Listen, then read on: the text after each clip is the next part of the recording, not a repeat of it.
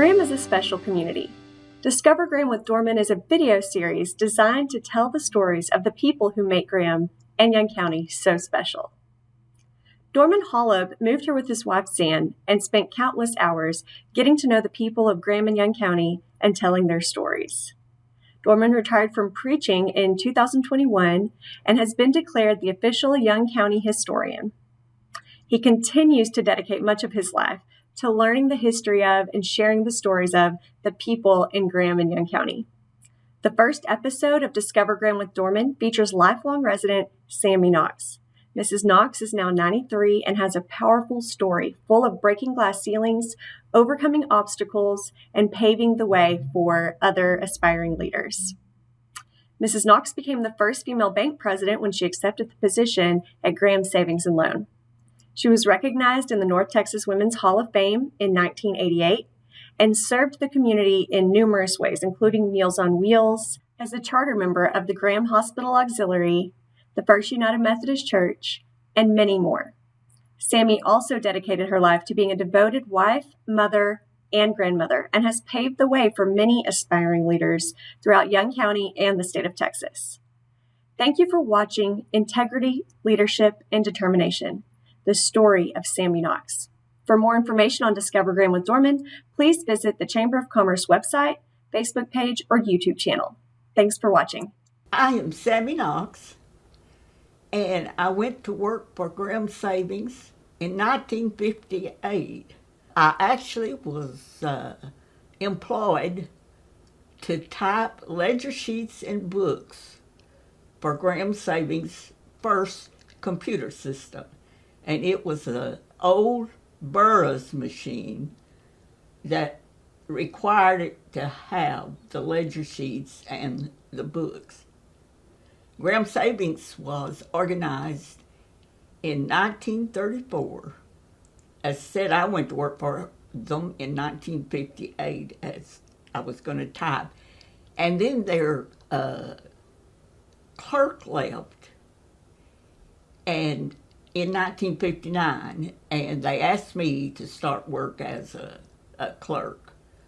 I absolutely worked every position at Graham Savings that you could hold, that institution was required to have: a secretary, assistant vice president, and then president, CEO. When I went to work for Graham Savings, the total assets were about $4 million. And we were still in a growing position and not able to hire a lot of employees. Women were not recognized in the business world. And that is not to say I was abused, because I wasn't. Right. I wasn't recognized. Sure. And then when I started going to the seminars and schools to learn more, I would be the only female at those meetings. I had several remarks. The men were just not accustomed to seeing a woman at those meetings. Well, I think that's part of the society at that time period. Now, what were some of the subjects you took in high school? Of course, I took the basics. Yeah. And then my senior year, and more especially the postgraduate course that I took, that's where I got the advanced subjects, like in bookkeeping, secretarial science, typing, and Greg's shorthand. Yes. I'll bet you don't know what that is either. So now here's something I thought was interesting. So when you graduated from Graham High School, I think I understood you to say that you actually went back to Graham School. That was pretty interesting, that Graham High School offered postgraduate studies to I guess young women who wanted to further their education. My dad thought it was imperative that my brothers get some kind of college degree, which they went to business college. he did not. Well, he just didn't emphasize consider it for the girl. the right. girls, but he did push all three of us Right. into taking postgraduate Okay. courses. Okay. Now, did your brothers go to war? Yes. Okay. The two older ones did. Okay. My younger brother, who was a pilot, Right. crashed in the Mhm. Pacific and was picked Sure. up on Christmas Eve. Right.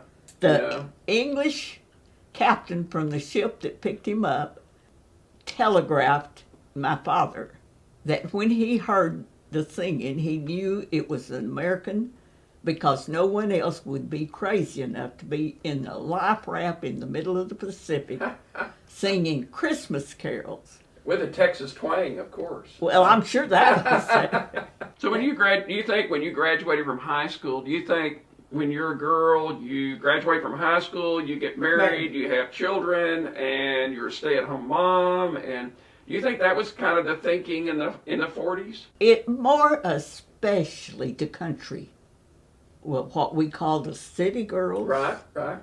Their parents seemed to push them towards Sure. college more. Well, The country people just did not. Yeah. We would have had the means. It just wasn't considered right, that right. we go. So when you graduated from high school and you got your postgraduate courses, what was your first job?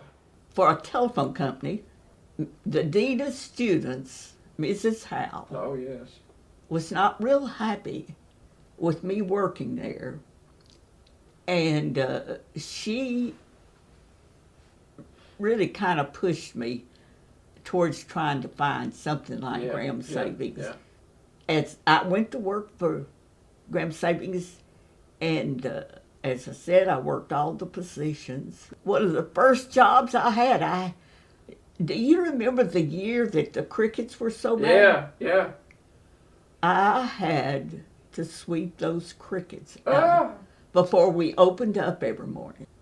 I guess you can figure out that I would have to clean the bathrooms too. Right, sure. It really didn't come under my job Right. description.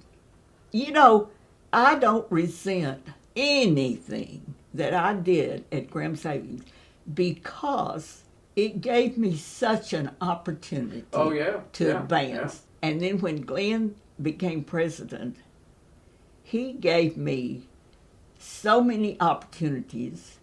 He encouraged me Yes. to go to these seminars Right, and right. these schools. Yeah. And I actually was responsible for any change in laws or regulations that affected Graham Savings. This was a heavy responsibility. Yeah. When I became president, I had wonderful directors and employees. Right. You know, a business can't function without good employees, and if it has a board, the board was so supportive of me. Sure. When you left the telephone company, then you went to Graham Savings to get a job? No, actually, I was married and we moved to Abilene. Okay. Tell me about who you married. Married Buddy Knox When did y'all marry? in 1946. I was 20 Okay. and he was 24, I believe. He fought in the war? Yes. Okay. Yes. Okay. So y'all married, then moved away from Graham. So when did y'all return to Graham? In 1958. Okay. How many kids did you have then? 2. 2. Okay. I guess both of them were in school. Okay. Well, it's kind of uncharacteristic for a woman to have children at home, even though they're at school, 1958, and for you to go to work. My mother-in-law said, absolutely, go. I'll come and I'll stay with the kids Oh, my. when they get home from school. That's awesome. It was wonderful. That's great. Wonderful. And she did this for, I don't know how many years. Right. So where was Graham Savings when you started working for It them? was in the building I think the Peavies are in now. Okay. It It's wasn't there on 4th Street, right? Yes. Okay. And then, well, it was several years after I went to work, it's in 1966. Yes. They built the new building. Right. And it's still on 4th Street, though, right? And ironically, my grandson-in-law has an office in that building. That's right. That's exactly right. So when you went to work for Graham and Savings, did you have some kind of ambition? Did you say, this is what I'm going to be? No. Or did you say, I'm going to work here, and if this works, that's fine. If it doesn't work, I absolutely had no ambition to be president. Right. So it's just a job, right? It was a responsibility, Oh, that's being vice president and Yeah. secretary. Mm-hmm. And as I told you, I was responsible for any changes. Right. And there was some monumental changes. Sure. So you felt like you were promoted each time because of your determination, your drive, your experience. I think my experience Yeah. and my ability to Your longevity. grasp things and my ability to take responsibility and run with it. So when you talked about this earlier, when you'd go to seminars or when you would go to meetings, you were the only woman there. I was not accepted, Right. if that's what you're asking. The remarks that were made to me were like, well, someone told me that there was a woman at this meeting. Or they'd say, well, are you lost? When we decided to go with a new computer system, we were having a convention, and he asked me to go and find new computers. And Buddy went with me. And I am telling you the truth, that not one time did I get a chance to talk to these salesmen. When I would go up and ask, they would turn to Buddy. And Buddy would tell them, I'm not the one, she's the one. They would not acknowledge that. Well, they just didn't really think I was the one they needed. Right, sure. That he was the one they needed to be talking to. Yeah. Such a unique opportunity for a woman to be a bank president. Anything that I was associated with, I was going to do my best and be good. That's not to sing my praise. My father raised us that way. The old adage, anything worth doing is worth doing right. Well, and that's not to say I didn't make lots of mistakes. Right, sure. But I learned. So you were involved in the community too, though, not just bank president. Were you a member of any of the clubs in town? I was president of the Chaparral Club. Okay. I was a director of the Graham Industrial Association. Okay. And I was a director and secretary of the first committee that was working on a community college. So now I've got another question to ask you. So here you're bank president, you're involved in the community, and you're a mother, and you're a wife. How did you get all that? How did you keep all that together at the same time? Well, I taught Sunday school for 60 years. Okay. When the boys were in Scouts, I was a den mother. All right.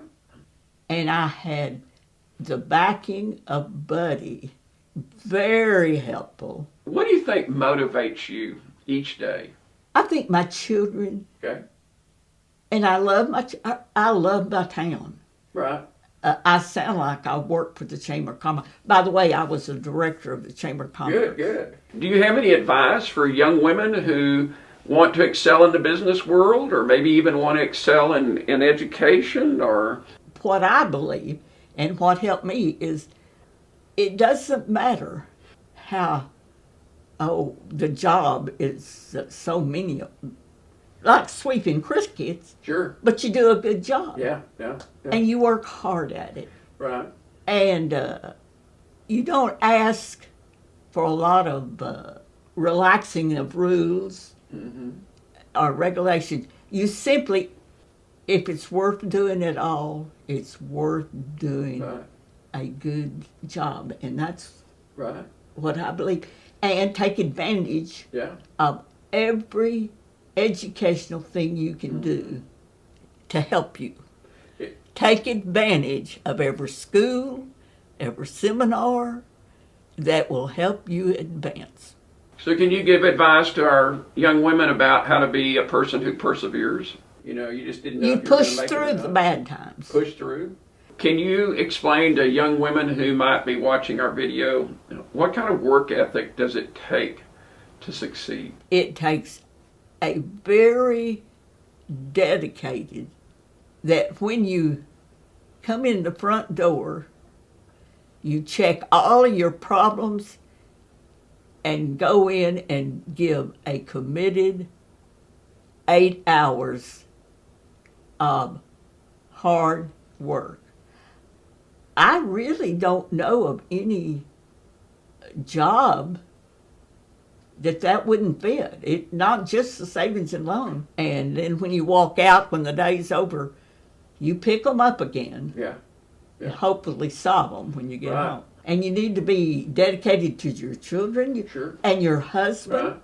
I can't stress how you have to have an ability to separate your private personal life Yeah. from your business. Oh, yeah. I really think that if you're working for the public, you need to be involved in the community. Right. Right. Oh, yeah. I believe so completely that if you carry a title, you have an obligation. You have got to be available Right. to do these things in the community. Oh, absolutely.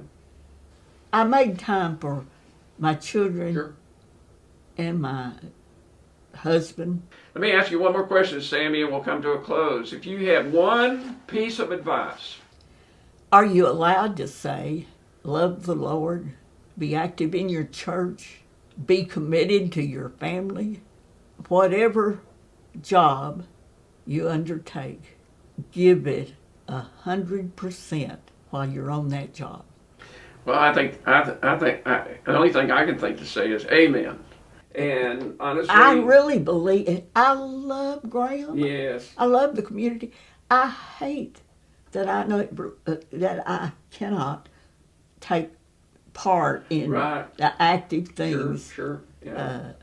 Well, and you know, Graham's a unique place. It's not like any place else in the area. There's lots of little towns, but you know, it's men and women like you that have made a difference in the way Graham, Texas has existed.